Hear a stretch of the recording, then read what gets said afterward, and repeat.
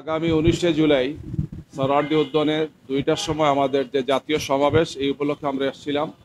গতকালকে স্বরাষ্ট্র মন্ত্রণালয়ের দায়িত্বে নিয়োজিত সম্মানিত উপদেষ্টার সাথে আমাদের দুইজন সিনিয়র দায়িত্বশীল মিটিং করেছেন। এরই ধারাবাহিকতায় আমরা আজকে ডিএমপি কমিশনার অফিসে এসেছিলাম। আমরা ওনাদেরকে অবহিত করেছি, আমাদের পরিকল্পনা ওনাদেরকে জানিয়েছি এবং এ ব্যাপারে প্রয়োজনীয় সহযোগিতা ওনারা করবে সেটা আমাদেরকে আশ্বস্ত করেছে।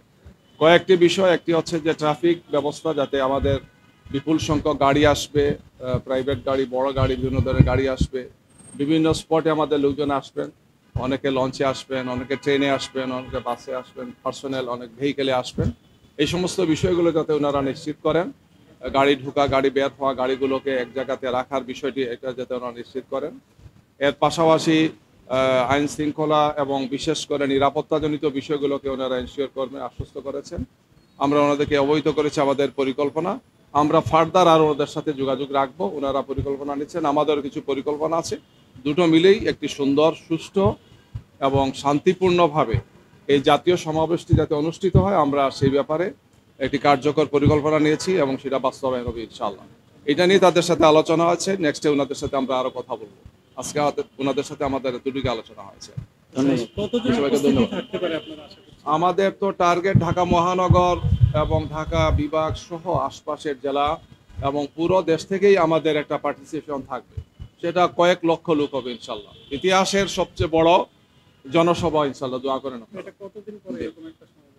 5 আগস্টের পরে আর আমরা তো কোনো বড় সমাবেশ করিনি, এটাই আমাদের প্রথম বড় সমাবেশ। এই হিসাবে আমাদের জনশক্তি, আমাদের নেতৃত্বে যারা আছেন, দায়িত্বে যারা আছেন, কর্মী বাহিনী, সুধী শুভাঙ্কি, বিশাল তাদের প্রত্যাশা, সাধারণ মানুষ সহ, যে এটা ইতিহাসের সর্বোচ্চ বড় হবে ইনশাআল্লাহ। সর্বশেষ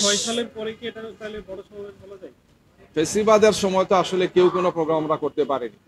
2023 সালের 28শে অক্টোবর একটা হয়েছিল, আপনারা জানেন। সেটাও মারাত্মক চাপের মধ্যে থেকে আমরা করেছিলাম, আমাদের সাথে অন্যান্য রাজনৈতিক দলগুলো করেছিলেন। এরপরে তো আর বড় কোনো প্রোগ্রাম আমরা করতে পারিনি। এই হিসাবে এটাই সবচেয়ে বড় প্রোগ্রাম। না না, কোনো শর্ত নাই, শুধু সহযোগিতামূলক বিষয়গুলো আমরা আলোচনা করেছি, যাতে আমাদের যেটা আমাদেরই তো প্রয়োজন, এটা সুন্দর, শান্তিপূর্ণভাবে, সুশৃঙ্খলভাবে যাতে হয়, এই বিষয়ে আমরা পরস্পরকে সহযোগিতা করি।